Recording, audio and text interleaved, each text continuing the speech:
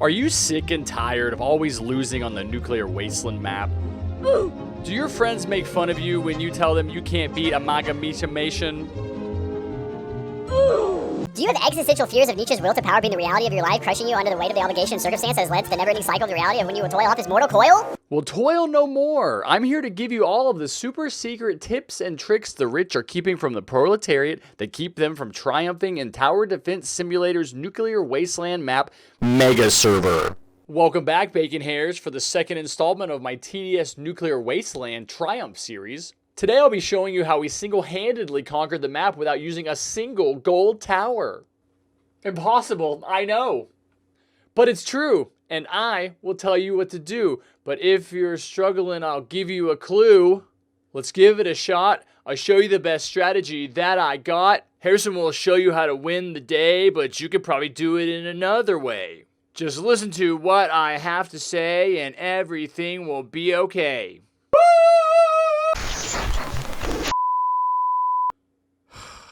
Why am I like this? Just roll the video. Roll the video.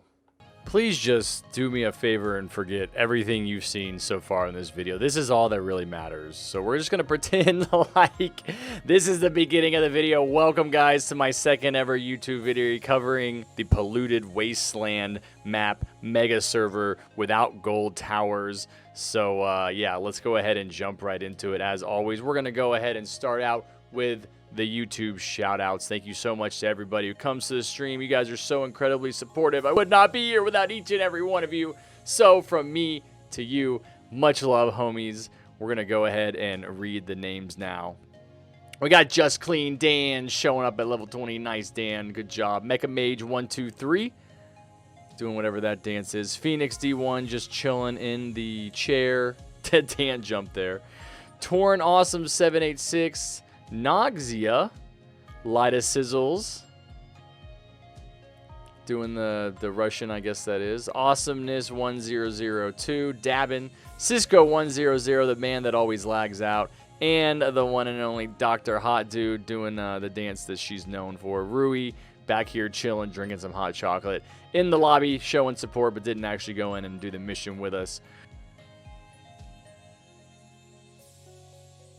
We're going to go ahead and load up here, and we are going to pick Fallen as a difficulty, of course. Always Fallen. I mean, if you're not going to play on the most difficult, challenging setting, then why even play at all? So you can see my trusty soldier is going to go down here first. And here's an honest question for you guys, because I always use this soldier. What is your favorite starting troop? I mean, I just don't see how you can start with something better than the soldier.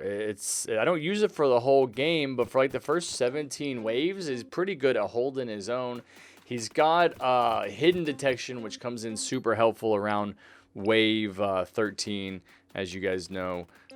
Somewhere around wave 18, I switched to the minigunner.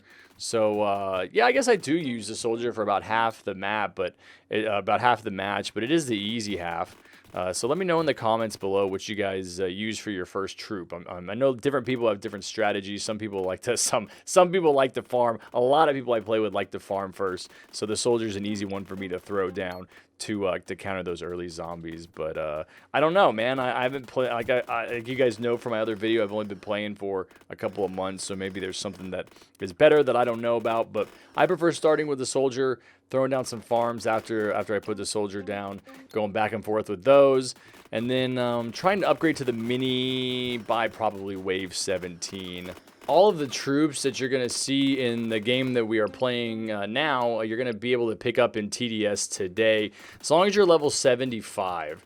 We're not going to use anything that is any gold troops, and we're not going to use anything that is seasonal. We're not going to use the archer. There are going to be some gladiators that come down, but only a couple of them. But I told that person not to place anymore so that we weren't relying on event troops or limited troops. So it's going to be stuff that you guys can use today. If you drop in with your friends, you're wanting to beat the Mega, this should be a good strategy and a good troop loadout to go in with. The loadout I'm using here is actually my preferred loadout, except for the pyro.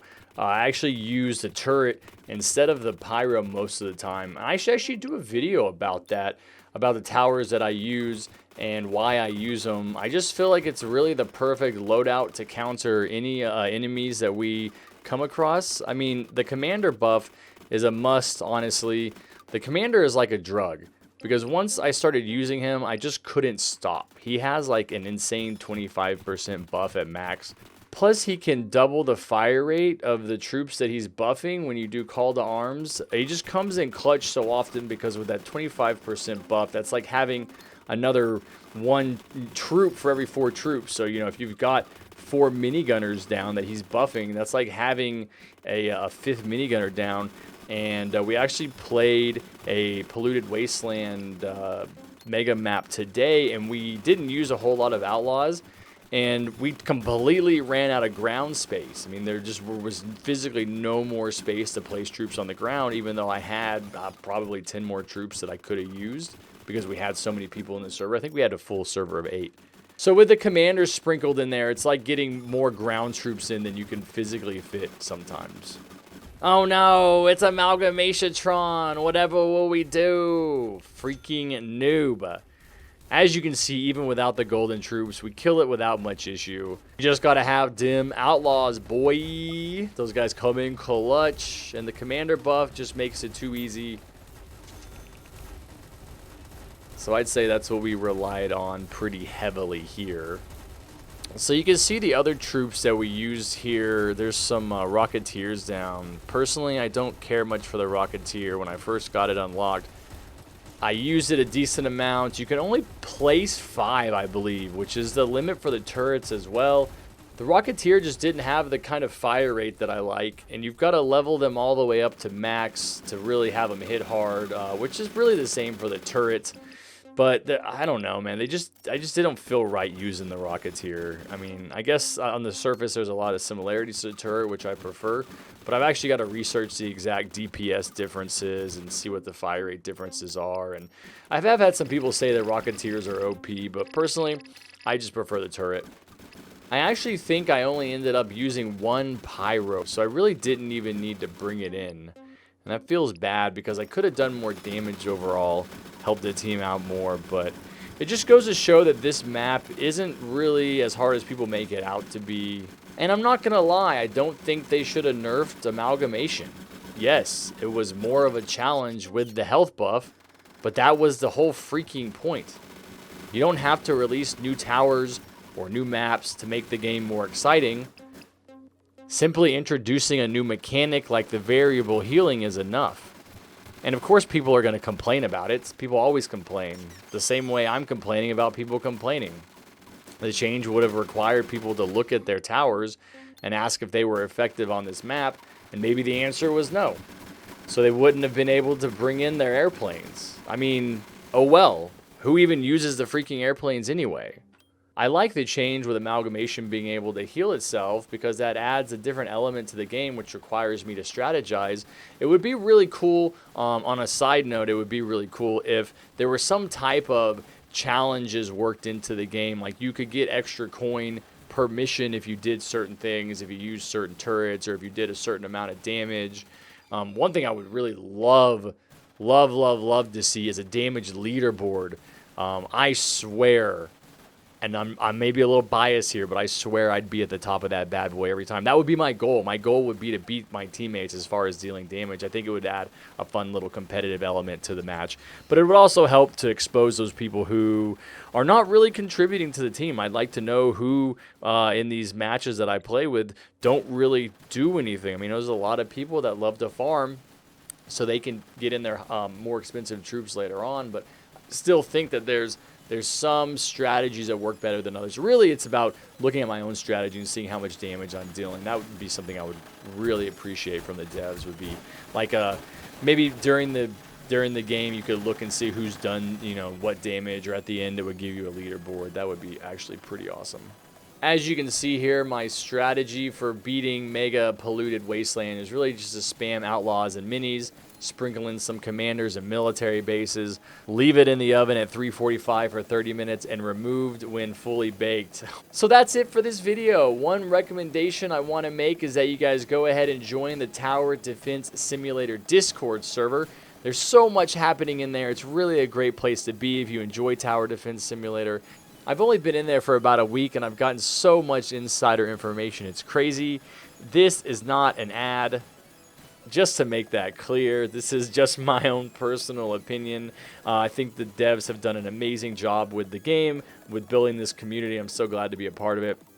And I would love to bring more people into it. So if you guys are not in the Discord, go ahead and join the Discord. Yeah, and that's pretty much it. If you guys enjoyed the video, please lightly tap the like and subscribe button. This lets me know that you're enjoying the content. Also, be sure to jump over to twitch.tv/JustHarrison and drop me a follow over there. If you happen to be there while I'm live, go ahead and let me know that you came from YouTube so I can give you a virtual high five. Here I am, waiting for you to come high five me. And go ahead and join my Discord server so you can stay in the know on all things Harrison. Discord will be the place to be. If you ever want to be in any of my YouTube content, I will be sure to drop you guys a line in there and let you know what I'm planning on recording. And last but not least, say hi in the comments below. I'll see you guys later.